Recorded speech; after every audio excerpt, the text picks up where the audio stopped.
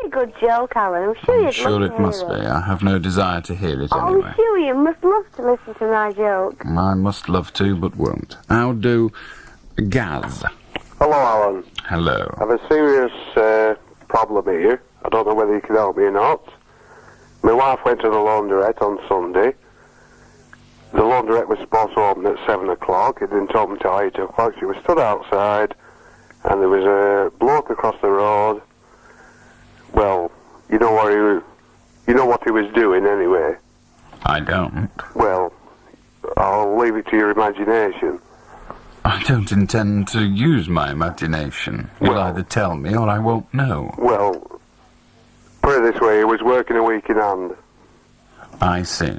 And why was your wife watching this? Is she nothing better to do? No, my wife was waiting to go into the laundrette. Yes. The laundrette didn't open until after. Yes, we've got all that information, Yeah. right. So she watched this guy who across the street was masturbating. Correct. One must kill one's time somehow. Have you a point to make? I have a point to make. The same bloke, my wife didn't report it to the police, which I was... However, I don't really care about your opinion of your wife's actions. Would you like to progress with the story? My point is, the same bloke, the only description I have, and this is no joke, Alan, he had a blue... I am not interested in the description. He had a blue bobble hat. Goodbye. I'll do Fred. Hello, Alan. Please correct me if I'm wrong, but I always assumed that to obtain money by a false percentage from a person was a crime in English law. Not if you get it for doing this job. No, I was thinking, I was going to say, I always assumed it was. If you get money from a person by false pretenses, it's a crime.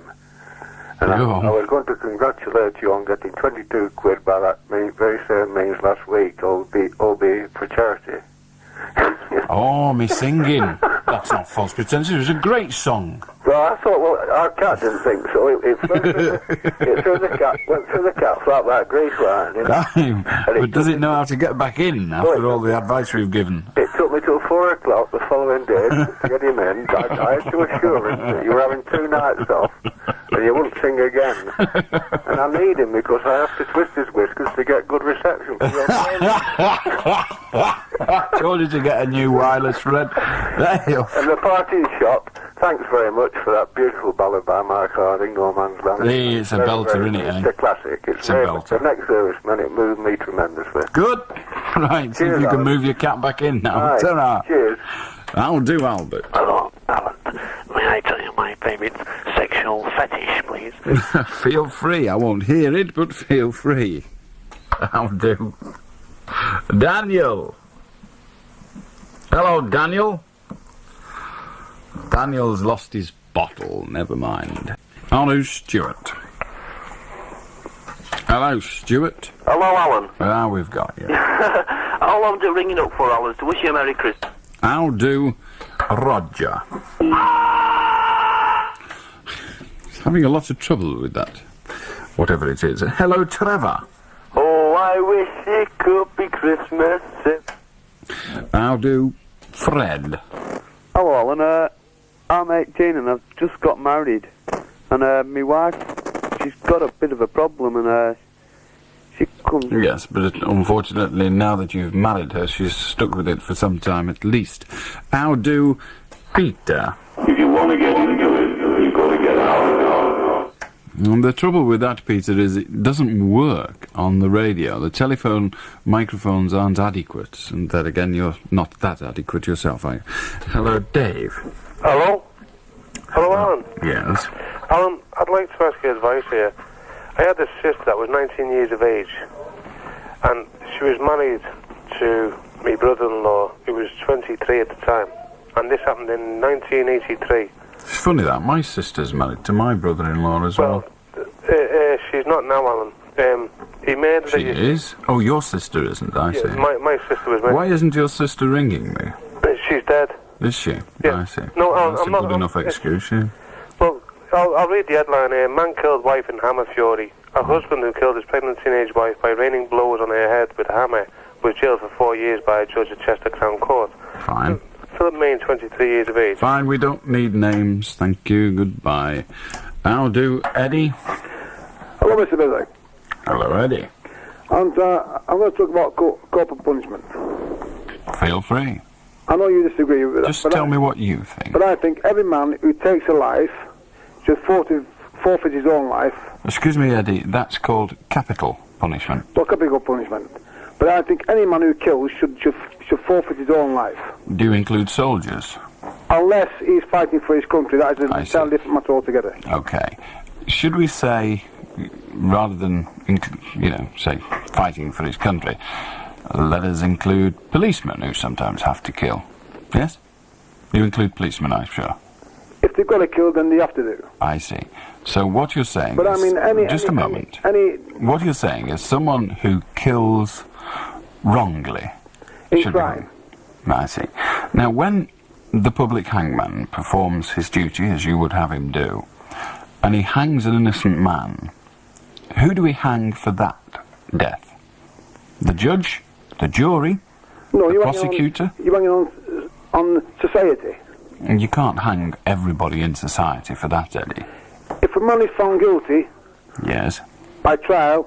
But Eddie, by jury, I presume, those Eddie... people believe Eddie, at that time, hold a minute, them people would be lying... Yes, I know what you're going to say, Eddie. You're so predictable. Everybody knows what you're going to say.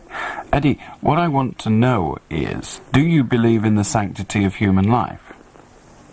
Yes. You do. But you're prepared to risk taking it wrongly? No, I'm prepared. You are prepared to risk. I'm prepared to go... Eddie, you obviously don't like the phraseology, but in truth, you are prepared to risk taking human life wrongly, aren't you, Eddie? No, I'm prepared... You are, Eddie! No, I'm prepared to go by... Eddie? By a judgment of Eddie, jury. Eddie, the court of law... Eddie, there's no point running away from it, lad. You are prepared to risk taking human life wrongly, aren't you? No. You're not prepared to risk it. There is only one way to avoid... Eddie. You're like the rest of your motley bunch. You are perfectly happy to cop out from reality. Face it, you're supposed to be a grown-up now. This country is Eddie! on diplomatic line. Eddie, you dumbbell, listen! Go on, then. Don't repeat to me the judicial system of Britain, Eddie. I could explain it to you in details that your minuscule intelligence would be baffled by. Now, let me put the question to you again. I want a yes-no answer. I want you to take your convictions with courage and express them. I want you to have just a minuscule of an ounce of guts. Because so far you've proven to be a gutless swine. Now let me put the question to you again, Edward. Are you prepared to risk taking life wrongly? Yes. There. Now that wasn't difficult, was it? Do you feel in palpitation now? Has your blood pressure gone up? No. Quite. So it was so simple. Why didn't you answer yes the 5 previous times I asked you? I did. You didn't. You did not answer yes. You did not answer yes, What is a human life? Eddie, we're back to this problem. You appear to be rather dim. I'm sorry about that, but that's how it appears. We're all born to die. I know we are. Why don't you do it now? Eh? There. See, you're dead now. Eddie, listen carefully, all right? Statements like, we're all born to die... Yeah. Are you suggesting, Eddie, listen to the rationale of what you're saying. I realise your mouth just works and sometimes your brain catches up, but most of the time it doesn't. But are you suggesting that the wrongful taking of life in support of law, in other words, hanging an innocent man, is acceptable because we're born to die?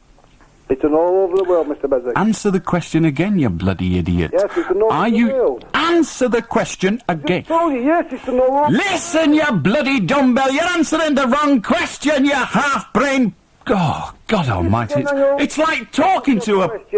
Listen carefully to the question, and you may find it easier to answer the one that's asked, all right? Yeah. I'll ask it again.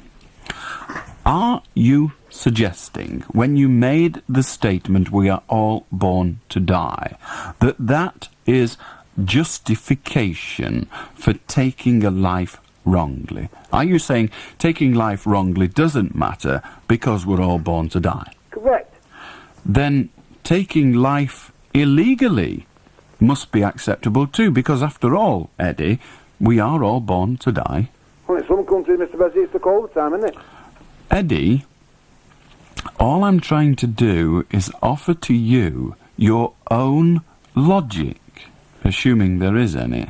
I believe a life for a life. If he takes a life, Right. he should forfeit his own life. Well, like I said to you, Eddie. Like I said to you, Eddie. Eddie, shut up. You've made your statement. Yeah. I accept that you believe a life for a life. Correct? Right, yeah. Would you like to suggest any time when that wouldn't be so? No, I mean... No time at all. As far as you're concerned, if a life is taken and it shouldn't have been, somebody should die for that. Unless he is fighting for his country. Well, we've taken that on board earlier. Police force or something like that. No, Okay. it's Now, of course, he probably is defending... so you are prepared then to say who it is you want hung that takes the life of an innocent man. Are you? Yes. Who? Who do you want hung when the life of an innocent man is taken by the public hangman? Do you want the hangman hung? The one who's killed him, or who's supposed to be killed, or who's... I see. So you want the hangman. So you want the hangman to be hung. One wonders by whom, but you want the hangman to be hung if he hangs. Fighting for his country. Well, I don't think the hangman can be described as fighting for his country. By the government. I see. So you think it? So you think it is? So you think it is? So you think it is acceptable for the government to make mistakes that result in people's deaths? Certainly they do. You do. They do all the time, don't they? And you're happy with that?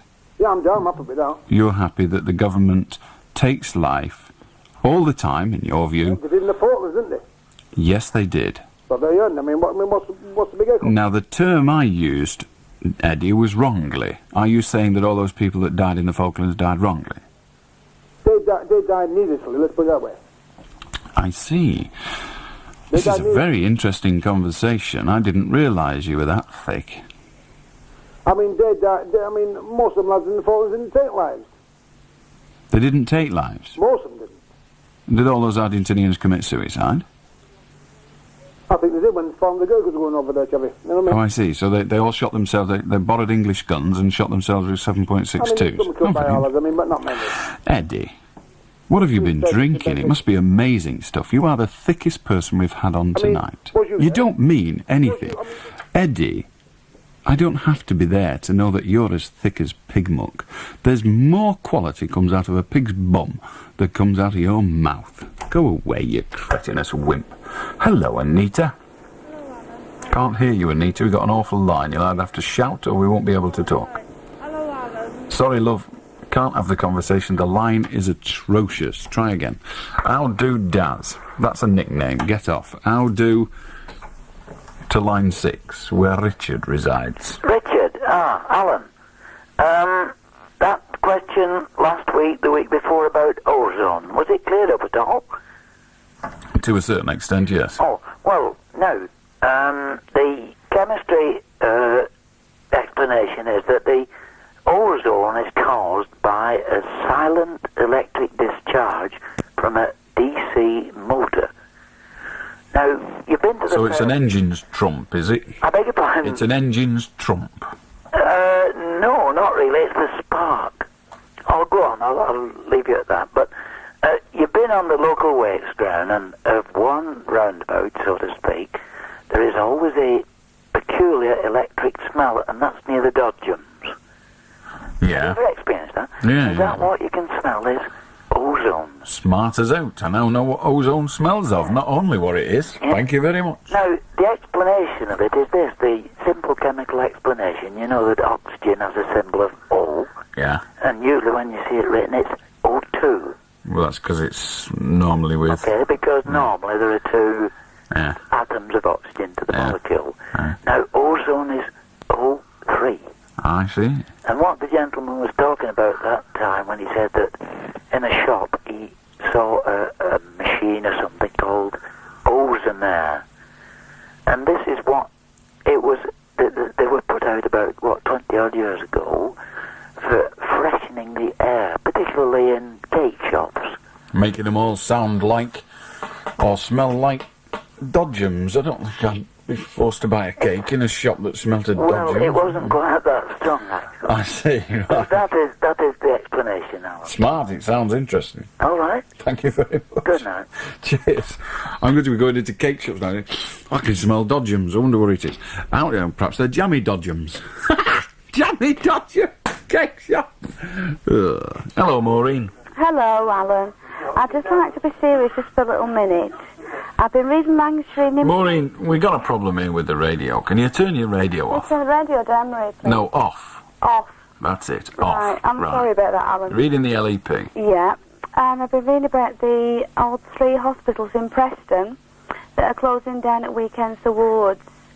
And I've been to somewhere tonight, to a pub, where they've been collecting for the Live Aid. Now, I don't mind giving money to the Live Aid, but I do feel strongly that there's a lot of poverty at home, especially with the 3 hospitals closing down at weekends. And I do... Yeah, there is.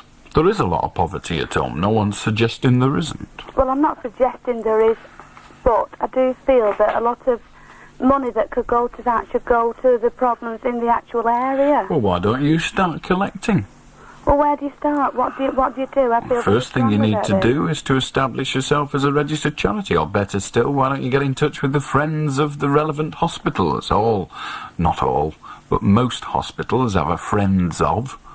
Get in touch with them and ask what you can do to help. And what do they just ring the direct hospital and they'll put me through with the appropriate... They won't. I don't think they'll put you through, because these people are volunteers. They don't have departments within the hospital.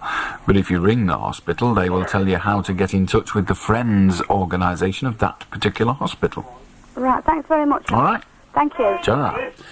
How do, Felix? Hello. I'm phoning about inequalities in education. I mean, if you look at the schools we have in this country, primary or secondary, they're jam-packed with people of all different nationalities, types, creeds, colours, and the majority of schools only have positions for one cat. Some schools don't even have any provision for any cats at all. Now, being as cats are the most intelligent animal on the planet, how come they can't get decent education?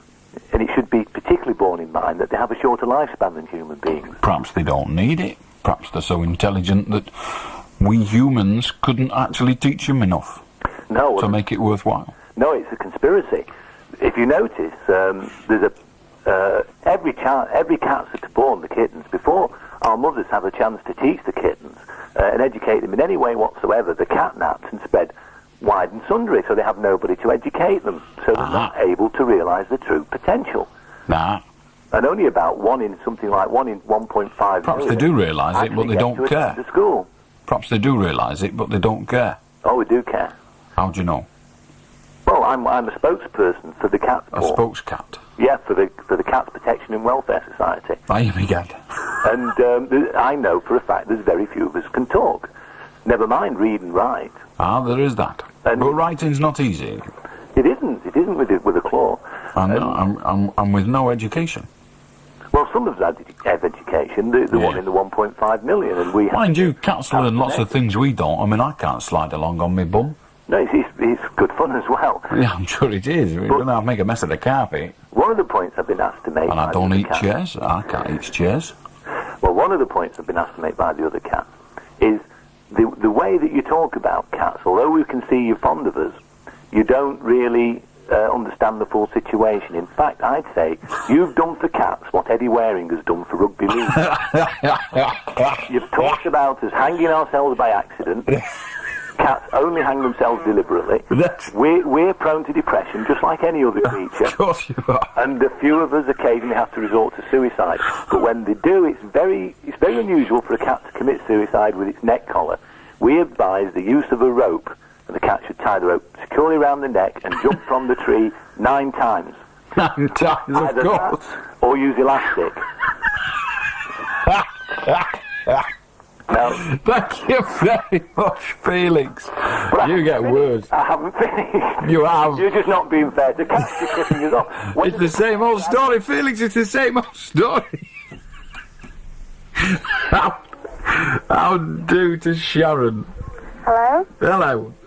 Could you help me out? I've got a really bad problem at home with my ex-boyfriend who's still living with me at the moment. He goes out drinking every single night. Why is your ex-boyfriend still living with you? Well, he's waiting to find another flat of his own. Tell him to get out now. Go and walk the streets. Well, I could do, only he goes out drinking every night. I can't get rid of him.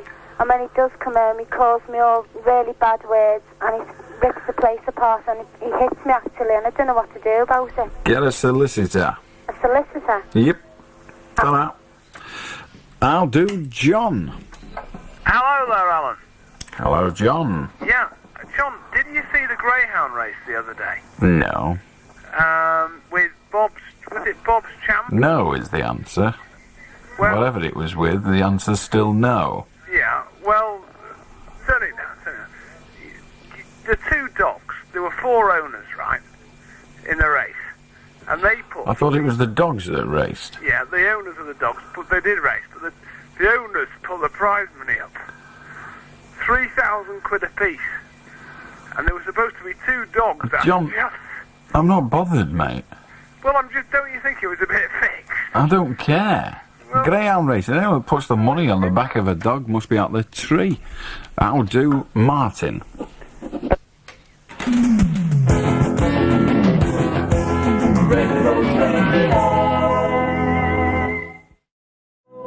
I'll do Alan. Hello, Alan. Well, what do you want? I want chocolate Morbius. I'm sure you would. I'll do Dave. Hello, Alan. Could you explain to me what diminished responsibility is, please? Diminished responsibility? Yeah, I was on the phone before, but I mentioned name. I didn't mean to do that, you see. Well, you've now identified yourself and therefore the name again, haven't you? Diminished responsibility is... The simplest way is to say that they were not in control of themselves at the time due to usually some mental affliction. And what does that mean then, Alan? You know, It means they're thick. Yeah. Could I say something without mentioning any names at all? Yeah. It's out of an echo, but I won't mention any names. He saw an hammer nearby in the storeroom of the kitchen. He picked it up and struck her on the head. Yes. Until she was dead. Yes.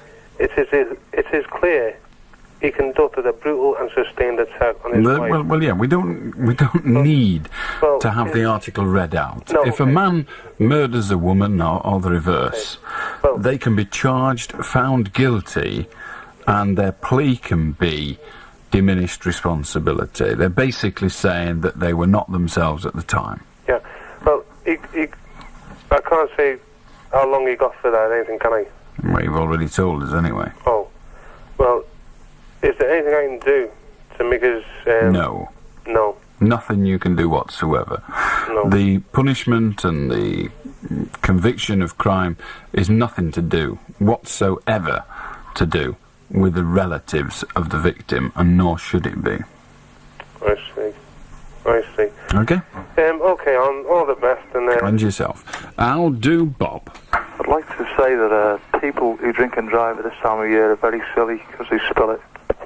It's years old. We had the joke on a few moments earlier, Bob. I don't know why you're bothered.